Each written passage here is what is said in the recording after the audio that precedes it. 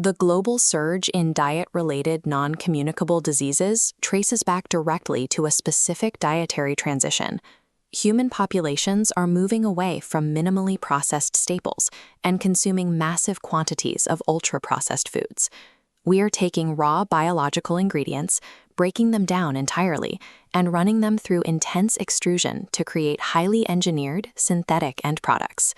Historically, clinicians categorize these diets using terms like junk food or labels identifying high fat, sugar, and salt content.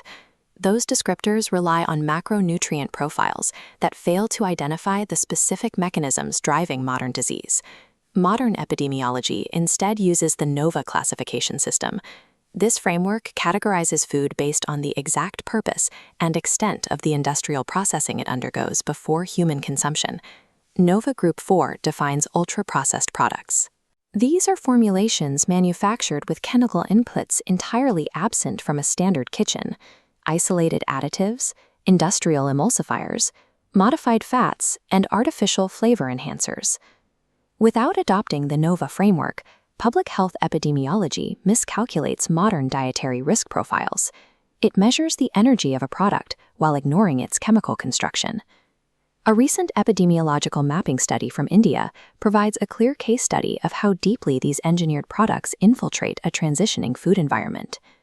This research paper, published in BMC Public Health, establishes a rigorous, systematic methodology to track exactly what populations are actually buying and eating.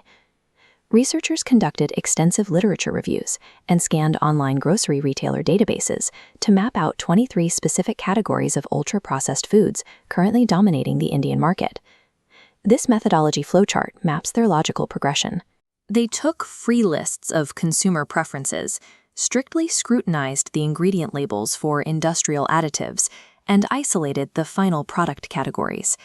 Their most alarming epidemiological finding was the covert reformulation of traditional, culturally established regional diets.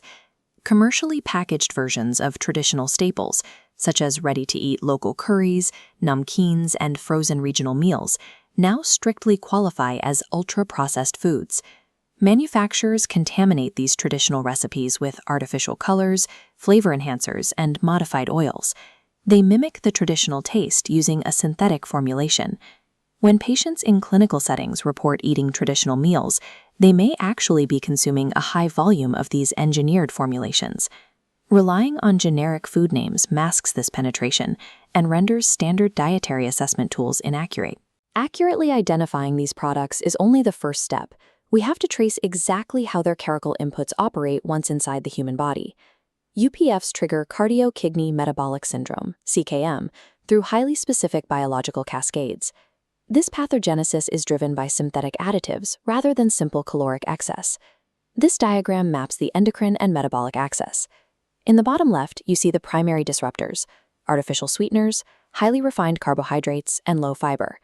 Bypassing normal satiety mechanisms, these inputs cause the body to consume huge quantities without receiving biochemical signals to stop. This volume, combined with the presence of industrial emulsifiers, drives severe gut microbiome dysbiosis, degrading the mucosal barrier and increasing intestinal permeability.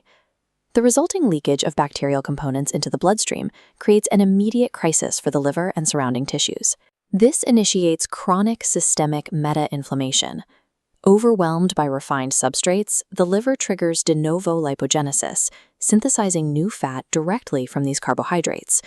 The combination of hepatic fat synthesis and persistent systemic inflammation drives severe insulin resistance across the body's tissues.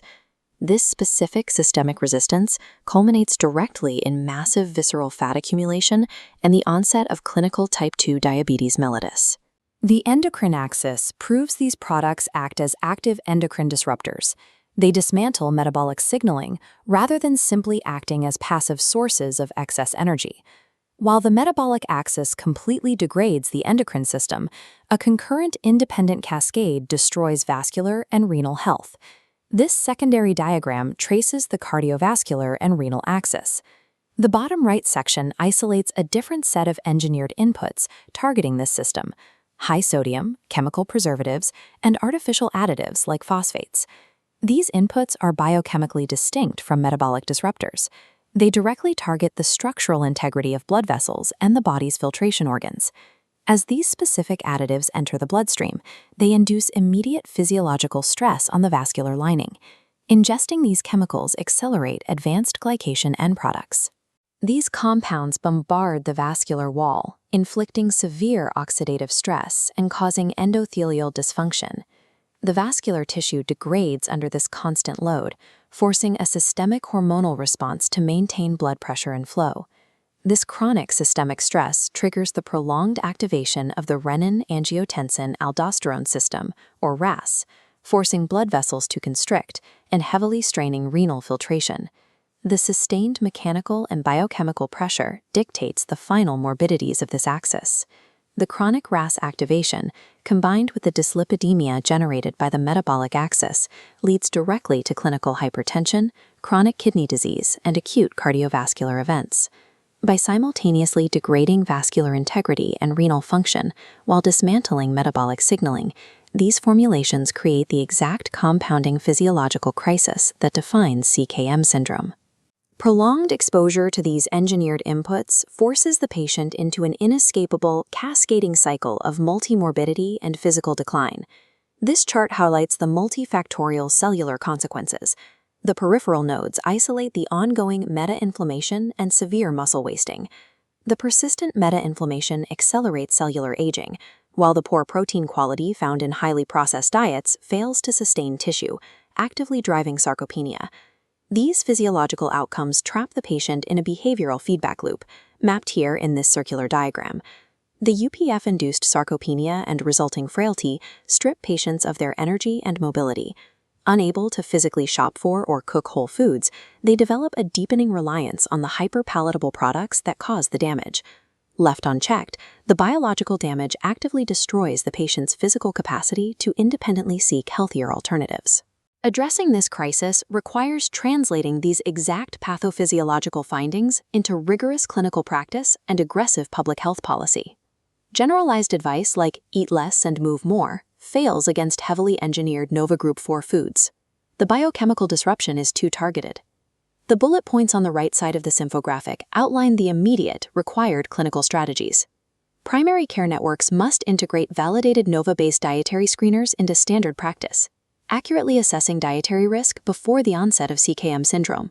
Clinicians must rely on formalized food prescriptions and pre-commitment strategies to reduce the decision fatigue that compromised populations face in modern food environments. These clinical interventions must be supported by macro-level actions designed to alter the food environment itself. The data demands strict public health mandates, implementing graphic warning labels, executing targeted taxation, and providing economic incentives to make UPF-free meals accessible to everyone. Defeating the global cardio-kidney metabolic crisis requires the medical community to regulate UPFs as engineered industrial vectors of chronic disease. If you feel this video has useful health information, please like, share, and subscribe.